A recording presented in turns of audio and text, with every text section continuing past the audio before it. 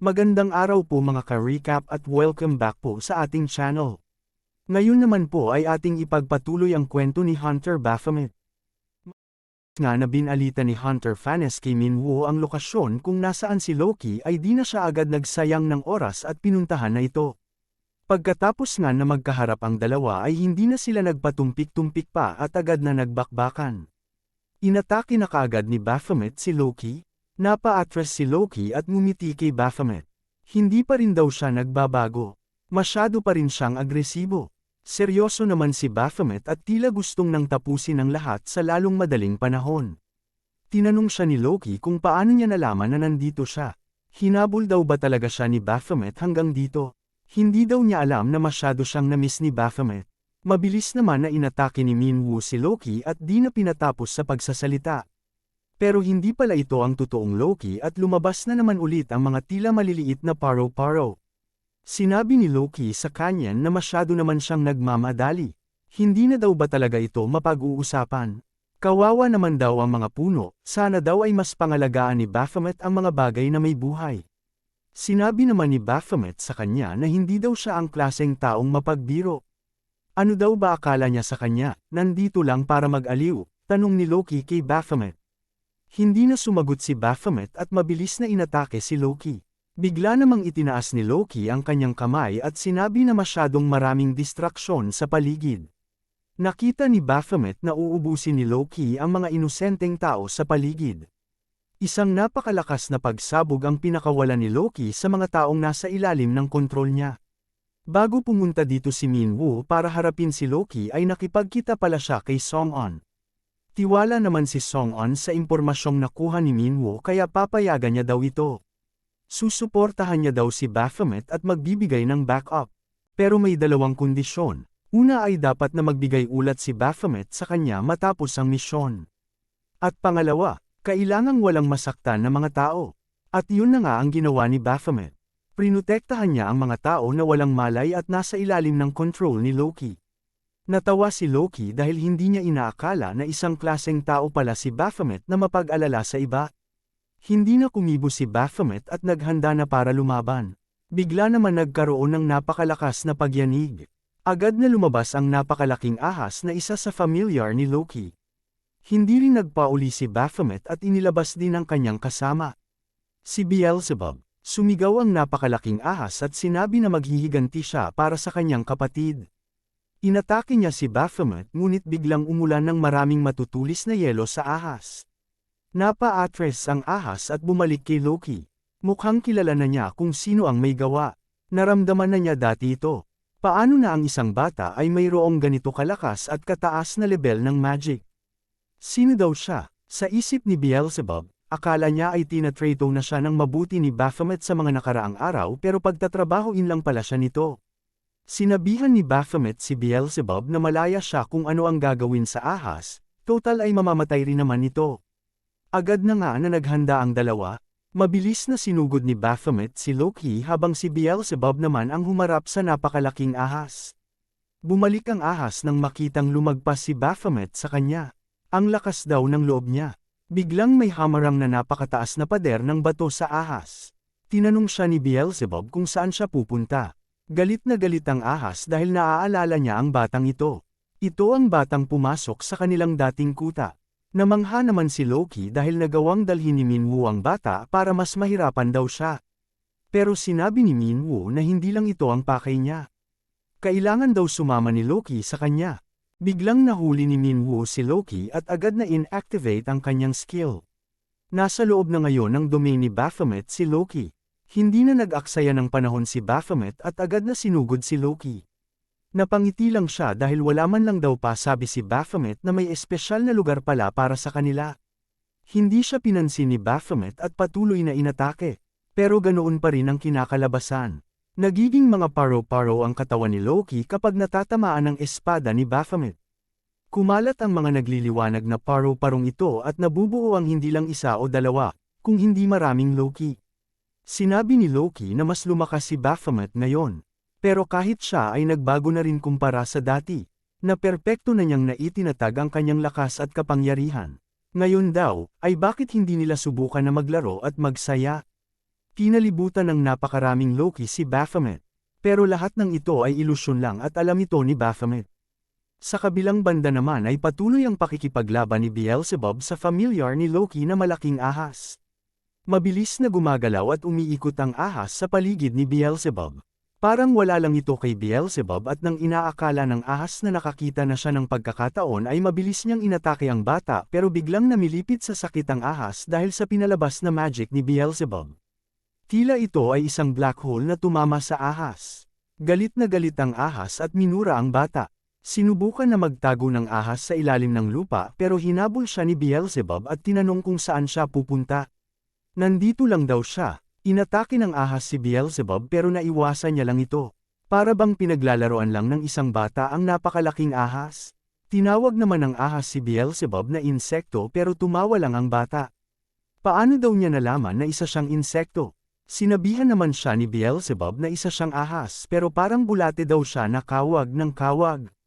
Mas lalong kinagalit ito ng ahas at kakainin na sana si Beelzebub pero sa isang iglap lang ay hindi na siya makagalaw at nakangiti lang ang bata sa kanya. Sa isip ng ahas ay kailang pa daw ito nagawa ng bata. Tila nahuli siya sa patibong ni Beelzebub.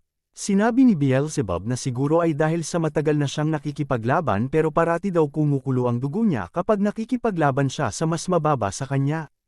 Ngayon daw ay ano kaya ang magandang gawin sa ahas na ito? Tinanong siya ni Beelzebub kung ano kaya ang lasa ng isang familiar na ahas. Hindi daw niya alam kung ang kanyang mga familiar ay magugustuhan ito pero kakainin daw siya ng kanyang mga familiar. Makakaramdam daw ang ahas ng sobrang sakit habang inunguya ang kanyang katawan. Siguro ay napakaganda nitong tingnan. Ito ang mga salita ni Beelzebub sa ahas pero biglang sumigaw ang ahas na tila may pinipigilan siya. Ano daw ang ibig sabihin niyang hindi? Tanong ni Beelzebub. Pero biglang may dalawang bata na kumagit sa kanya. Nagulat si Beelzebub sa nangyari at biglang tumalsik ang dugo. Gumamit siya ng wind magic para maitaboy ang dalawang bata na kumagit sa kanya. Napa-atres ang mga ito at lumapit sa ahas. Hindi nagsalita si Beelzebub at tila baramdam niya ang sakit dahil sa pagkagat sa kanya. Tintingnan niya ang dugo sa kanyang mga kamay at nakaramdam siya ng sobrang galit. Tinawag naman ng dalawang bata ang ahas na ate at kinumusta ang lagay nito. Pero sinabi ng ahas sa kanila na dapat ay wala sila dito. Mangiyak-ngiyak ang dalawang bata na nag-aalala sa kalagayan ng ahas. Biglang nagsalita si Beelzebub at tinanong kung sino daw ang mga yan. Gumawa daw ba siya ng mga bagong familiar? Ang tanging pagkakataon lang na nasugatan siya ay nang nilabanan niya si Baphomet sa Tower of Abyss. Matagal-tagal na din daw ito. Hindi daw siya makapaniwala na nakakaramdam siya ng sakit dahil lang sa mga mahihinang katulad nila. Isang malaking kahihiyan daw ito. Kaya buburahin niya silang lahat sa mundong ito. Inilabas ni Beelzebub ang kanyang tunay na kapangyarihan. Hindi alam ng ahas ang kanyang gagawin sa harap ng makapangyarihang nilalang at napasigaw na lang ito. Balik naman sa loob ng domain ni Baphomet, ay patuloy pa rin na sinusubukan ni Minwoo na mahuli si Loki pero puro ilusyon ang natatamaan niya. Pero kahit puro ilusyon ang mga ito ay hindi pa rin tumitigil si Baphomet at kalmado lang sa pag-atake sa kanilang lahat. May sumusubok na atakihin siya sa likuran pero ang lahat ng ito ay mga ilusyon lang rin. Ginamit ni Baphomet ang kanyang magic circles para ipalabas ang napakaraming kadena at inubos ang lahat ng mga ilusyon. Lahat ito ay naging mga paro-paro at isa ang natirang Loki sa harap ni Baphomet. Ngumiti lang siya at biglang ipinalabas ang kanyang kapangyarihan. Nagliwanag ang buong katawan niya at napunit ang suot na damit. Sinabi niya na nakakasorpresa ang pinapakita ni Baphomet. Mukhang kailangan niya na rin seryosohin ang laban. Inipon ni Loki ang isang malaking bola ng liwanag sa kanyang mga kamay at tinapon ito kay Baphomet. Subukan niya daw pigilan ito. Hindi inaasahan ni Loki ang sumunod na nangyari. Nasa likuran na niya si Baphomet at nakabaon na sa katawan niya ang espada nito. Nalilito pa si Loki kung ano ang totoong nangyari sa napakabilis na oras na yon. Ngumiti lang si Baphomet sa kanya at sinabing mamatay na siya. At tuluyan nang ang tinapos ni Baphomet si Loki sa isang brutal na atake. Sa isip ni Baphomet, nang makita niya si Loki, sigurado na siyang mas malakas siya kaysa dito. Pero hindi niya inaasahan na magtatapos lang ito sa napaka-boring na laban. Bakit pa daw niya pinatagal ang paghahanap sa manyak na ito kung ganito lang naman pala kadali matatapos ito? Marami siyang sinayang na oras. Pero biglang may napagtanto si Baphomet. Noong unang nakaharap niya daw si Loki, may natanggap siyang quest mula sa system. Biglang may nararamdaman naman si Minwoo na nangyayari sa kanyang katawan. Pero bago ang lahat na ito, kailangan niyang malaman bakit hindi pa nakiklear ang quest. Huwag daw sabihin ng system na buhay pa si Loki. Pero sigurado siyang wala ng buhay ito. Mayroon daw bang bug ang system bakit nangyayari ito? Sinubukan ni Baphomet na tingnan ang kanyang quest window pero hindi pa rin ito nagbabago. Ilang beses niyang inulit ito at pareho lang ang mensaheng natatanggap niya. Ito ay parusahan ng Apostle of Lust. Inulit-ulit niya ito hanggang sa mapike na siya. Tinawag niya si Ra at sinabihan na ayusin daw ito. Pero biglang sinabi ng system sa kanya na hindi pa daw tapos ang lahat. Ano daw ang ibig sabihin nito? Hindi inaasahan na may umatake kay Baphomet mula sa likuran. Mabuti na lang at mabilis na na-counter niya ito. Pakiramdam ni Baphomet ay tila nangyari na ito. Isang hindi maintindihang nilalang ang nabubuo sa harap niya at nagliliwanag din ito. Agad naman na nakatanggap ng emergency quest si Baphomet. Mukhang may error daw sa system. Kailangang tapusin ni Baphomet ang demonic beast. Nabigla si Baphomet sa nangyayari sa kanyang harap. Hindi siya makapaniwala sa nakikita. Anong klaseng halimaw daw ang nasa harap niya?